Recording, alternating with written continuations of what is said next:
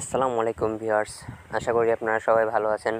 আজকে আমি আপনাদেরকে দেখাবো কিভাবে আপনারা ভিপিএন ছাড়া ফেসবুক চালাতে পারবেন সম্পূর্ণ নিরাপদে।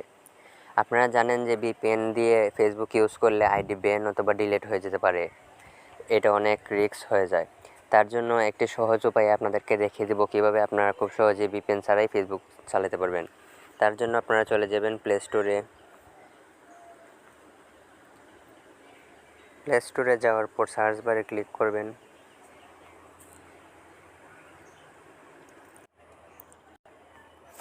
এইখানে আপনারা লিখবেন যে ওপেরা মিনি লেখার পর এখানে আপনারা এই যে দেখতে পারবেন অ্যাপসটি, আপনারা এটি ইনস্টল করে নেবেন। অন্য কোনো ব্রাউজার দিয়ে কিন্তু এটা হবে না, এই ওপেরা মিনিই লাগবে। আপনারা ওপেরা মিনিটা ডাউনলোড করে নেবেন। আমার ডাউনলোড করাই ছিল। এখন ওপেনে ক্লিক করবেন।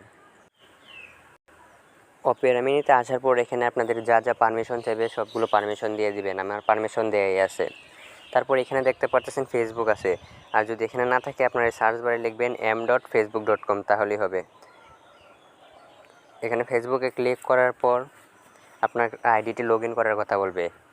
আইডি পাস দিয়ে আইডিটি লগ ইন করে নেবেন। আমার লগ ইন করা ছিল, তাই আবার লগ ইন করার কথা বলতেছে। আপনাদের থাকবে না, আপনারা আইডি পাস দিয়ে লগ ইন করে নেবেন।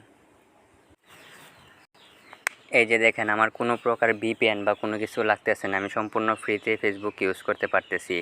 আপনারাও চাইলে এই প্রসেসটি ফলো করে করতে পারেন। একটা কথা মনে রাখবেন, এটা কিন্তু অন্য কোনো সাইট থেকে হবে না, এই ওপেরা মিনিটাই লাগবে। মনে করেন যে ক্রোম ব্রাউজার, এগুলো দিয়ে হবে না। আর আমাদের ভিডিওতে এখনও যারা লাইক করেননি, কমেন্ট করেননি, এখনই লাইক কমেন্ট করে দিন। আর যারা চ্যানেলে নতুন, চ্যানেলটি সাবস্ক্রাইব করে দিন। ধন্যবাদ সবাইকে।